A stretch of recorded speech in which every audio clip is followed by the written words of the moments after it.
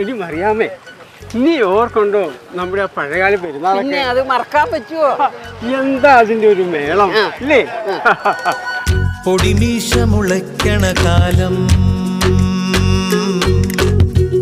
ഇടനെഞ്ചില് ബാൻഡടി മേളം. പൊടിമീശ മുളയ്ക്കണ കാലം, ഇടനെഞ്ചില് ബാൻഡടി മേളം.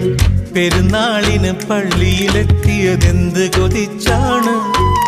അന്നാ വഴിവരവിന് കാരണം അവളുടെ കരിനീല കണ്ണ്. അവളൊരു ക്രിസ്ത്യാനി പെണ്ണ്.